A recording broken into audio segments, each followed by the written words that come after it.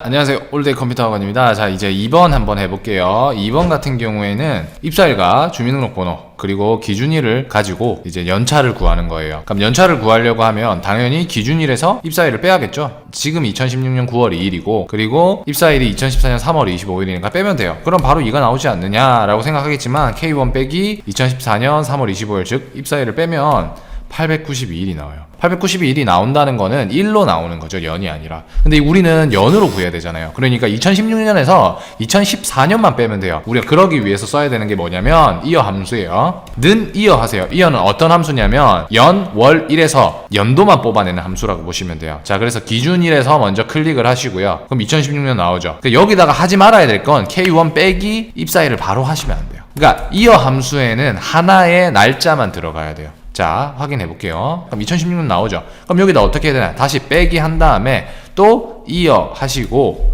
함수 마법사 키신 다음에 여기서 또 입사일을 눌러 주시는 거예요. 그럼 2014년 되죠. 그래서 2016년 빼기 2014 2가 나오는 거예요. 그럼 여기서 자동 채우기를 하면 답이 안 나옵니다. 그죠? 왜 안 나올까요? 우리 아까 1번 문제에서도 배웠고 3번 문제에서도 배웠다시피 여기 보시면 아시겠지만 입사일은 내려가는 게 맞는데 기준일도 내려가는 거죠. 그렇죠. 파란색은 내려가면 안 되죠. 요거를 F4를 해서 고정을 시켜 주셔야 돼요.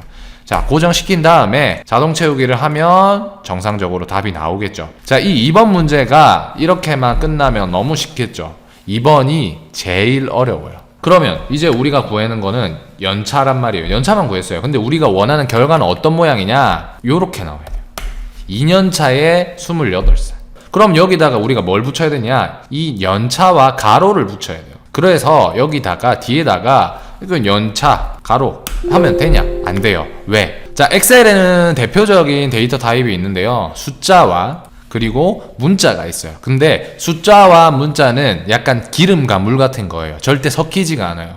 그래서 우리가 어떻게 해야 되냐? 여기다가 그냥 하면 안 되고요. AND를 해야 돼요. AND를 하는 게 뭐냐면 강제로 붙이는 거예요. 기름과 물을 강제로 붙이는 느낌이라 보시면 돼요. 자, 여기다가 연차 쌍따옴표 하기 전에 가로까지 열어줘야 돼요. 여기서 여는 가로는 일반 우리가 함수에 쓰는 이 가로가 아니라 문자 가로예요. 그냥 특수 문자라고 보시면 되고 Shift 쌍따옴표하고 엔터 치면 연결이 되죠. 그리고 자동 채우기 하면 이렇게 됩니다.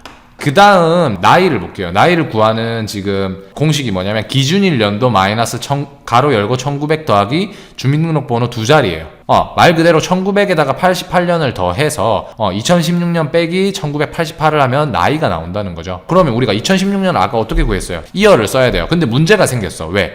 여기 이게 문자이기 때문에 바로 쓸 수가 없어요. 그래서 여기다가 또 AND를 해야 돼. 우리가 기차와 기차를 연결하듯이. 서로 다른 데이터 타입, 즉 문자나 숫자를 갖다 붙일 때는 반드시 그 사이에 AND가 들어가야 돼요. 자, 이렇게 한 다음에 우리가 이어 하는 거죠. 이어에서 우리 여기 기준일 연도 구해야 되죠. 기준일 2016년 9월 2일을 클릭하겠습니다.